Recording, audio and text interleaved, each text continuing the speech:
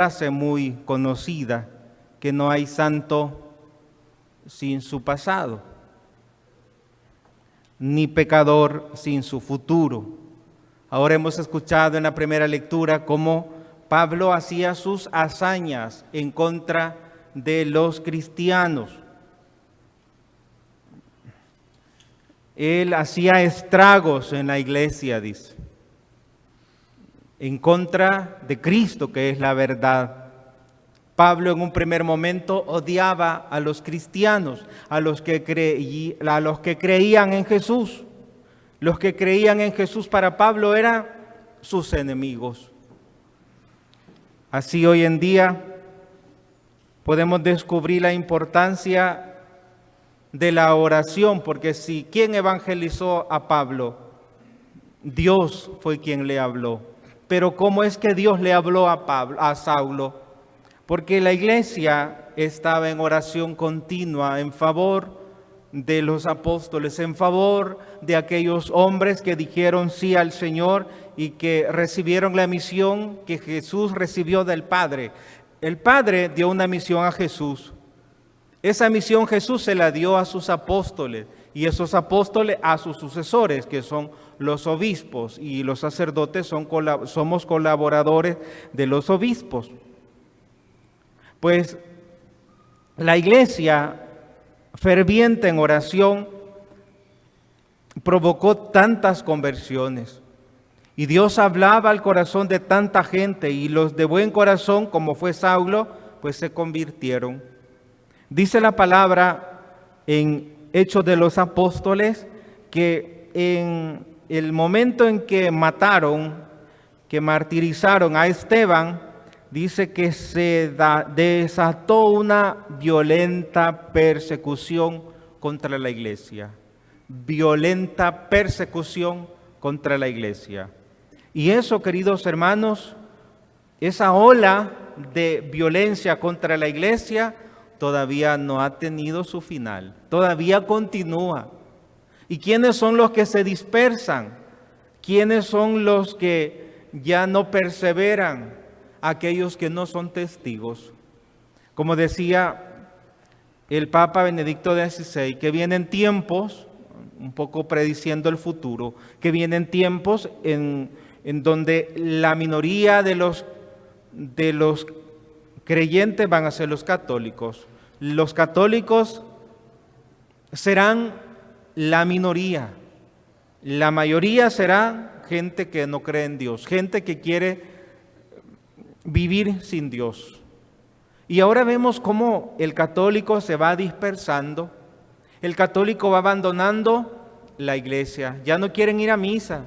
Prefieren mejor irse allá al mar, allá al bosque. Pero la misa ya no, porque dicen que, bueno, tantas excusas que ponen.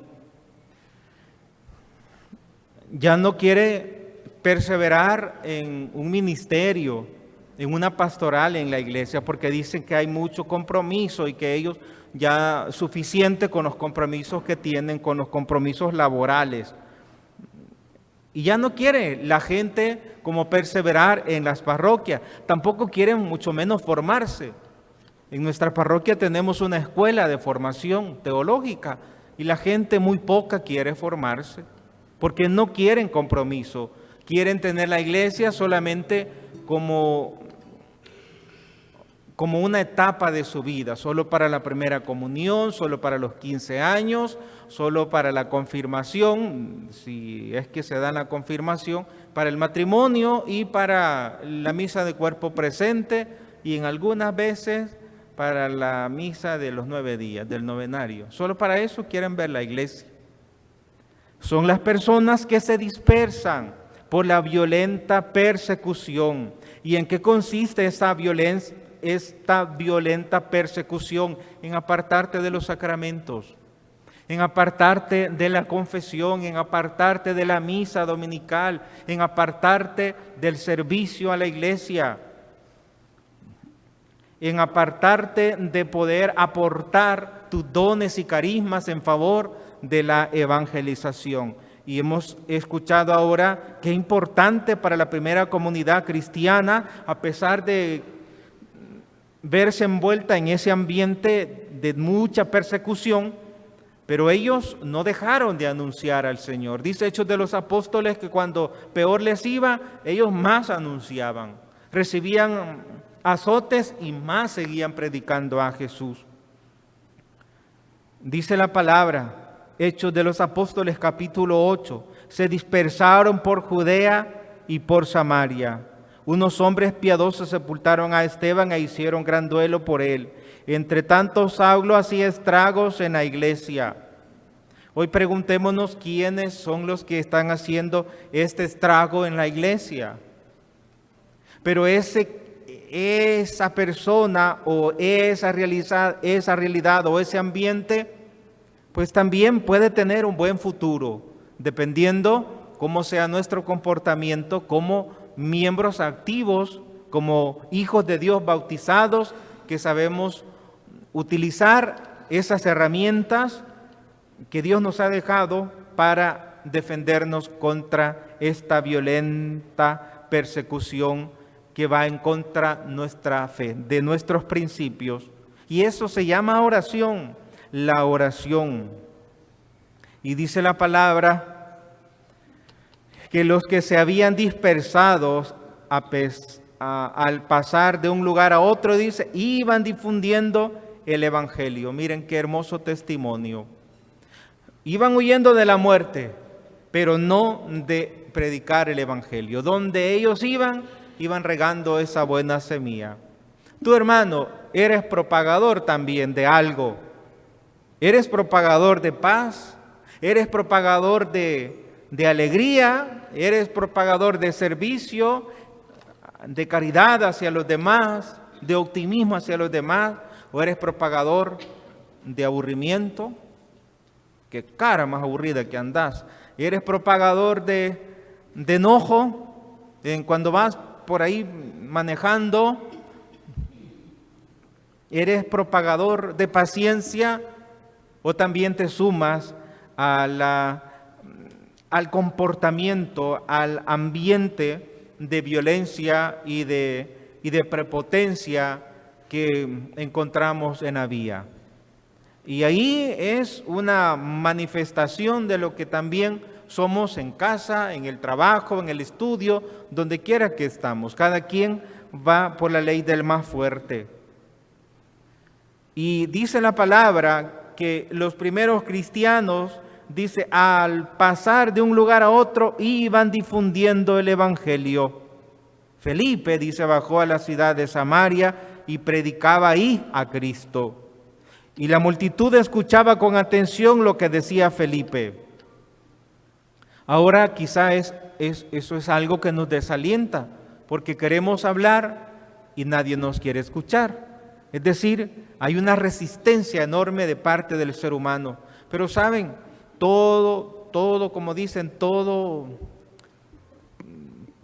pavo le llega a su 24 de diciembre, todo chumpipe. Así también toda persona, por dura de corazón que sea, le llega a su 24. Le llega el momento de debilidad, donde de verdad dice, Señor, acepto, ayúdame. Llega ese momento. Y lo que decía el Papa Benedicto XVI, llegará un momento donde vamos a ser los cristianos la minoría, pero después de ese momento donde sean la minoría, de nuevo va a crecer la iglesia por el testimonio de esa minoría. O sea que ahora estamos como en el momento en el que los mangos se están desgajando de las ramas. ¿Y quiénes son los que están cayendo? Los que ya están pudriéndose, los maduros. Son los que están como desgajándose.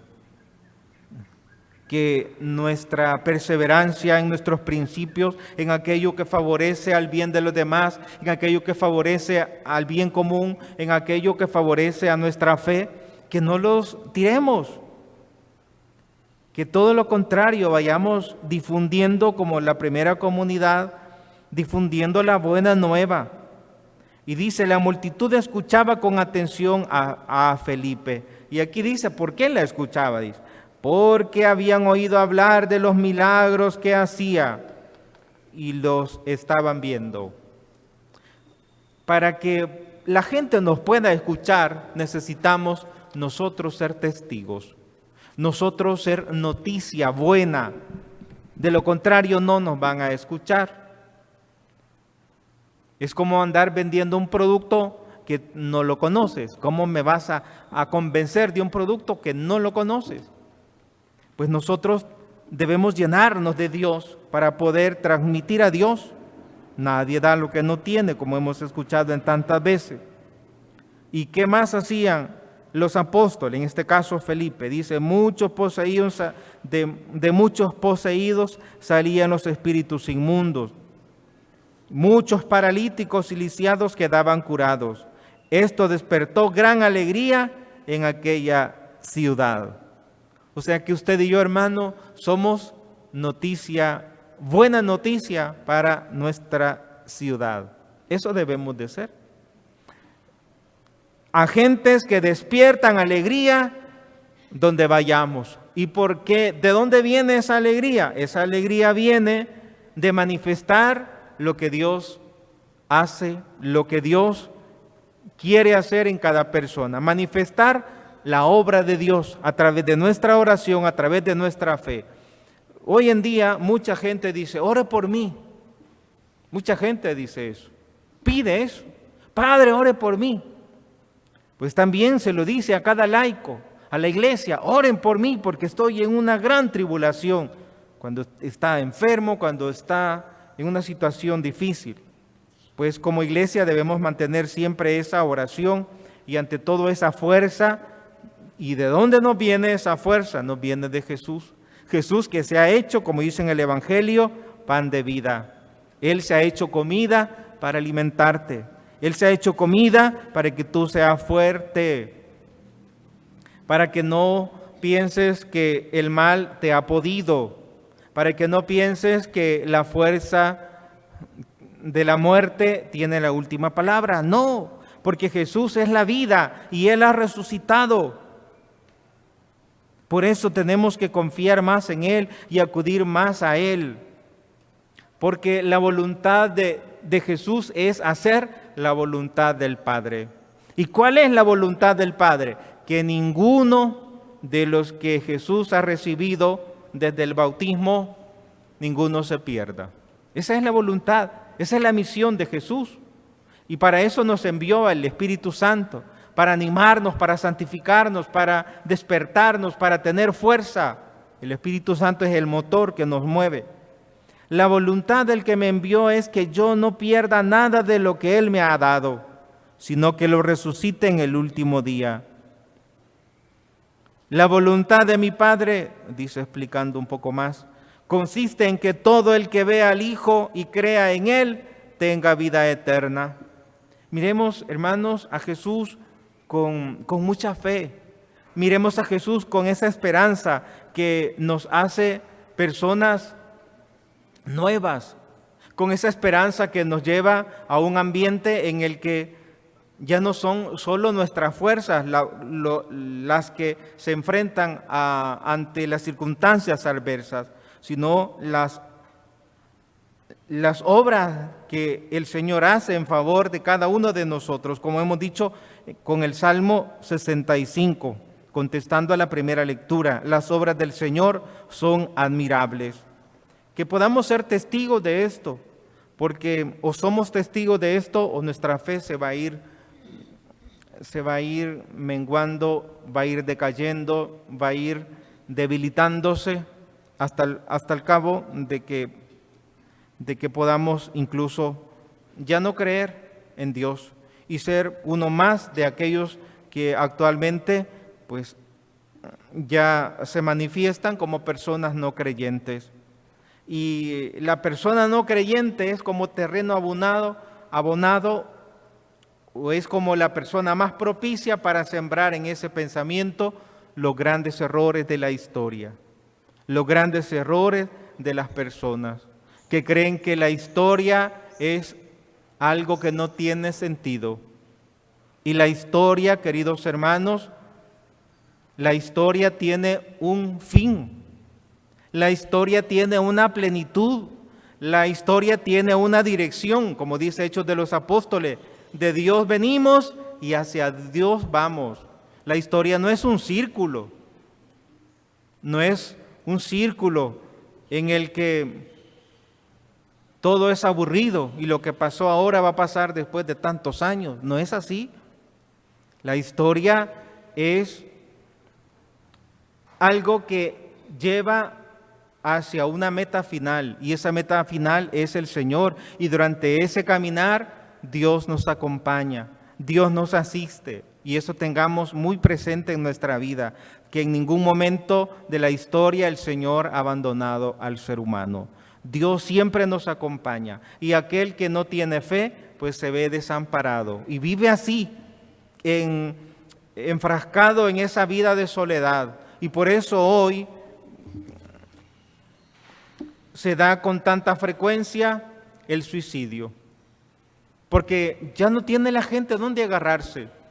Por más que intenta arañar, no encuentra nada sólido para tomarse y no irse al abismo.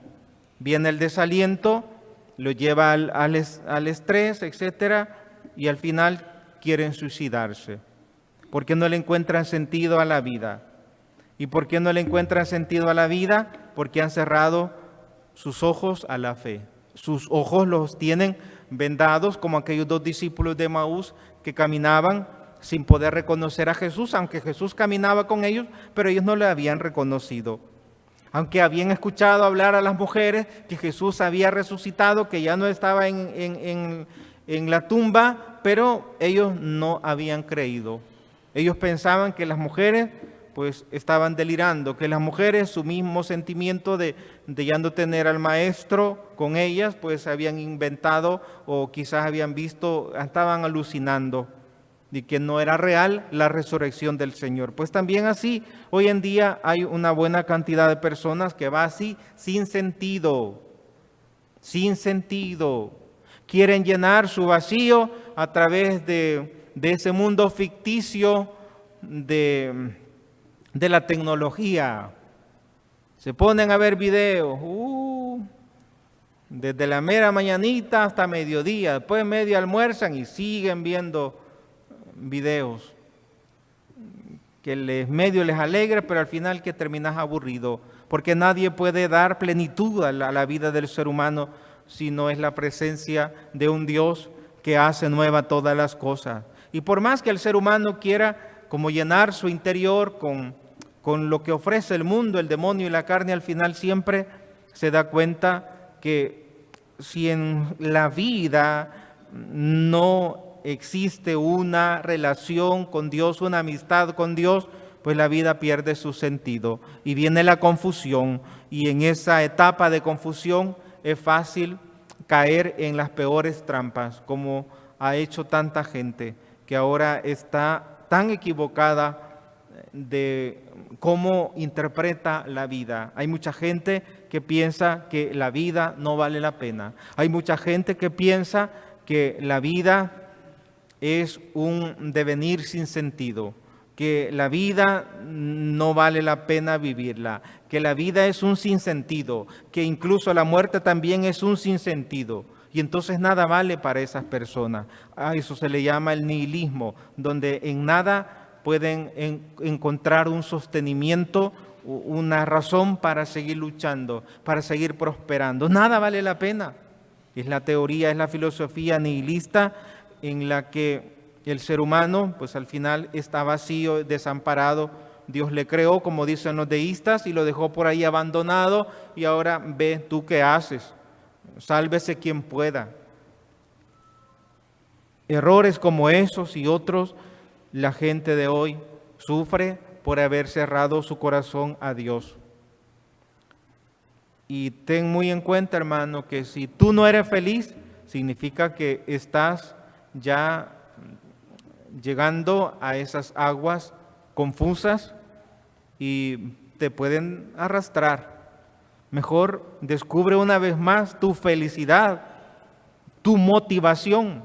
Descúbrela una vez más en amistad con nuestro Señor. Trata de orar más. Lee la palabra de Dios y encontrarás las fuerzas para el camino de la vida.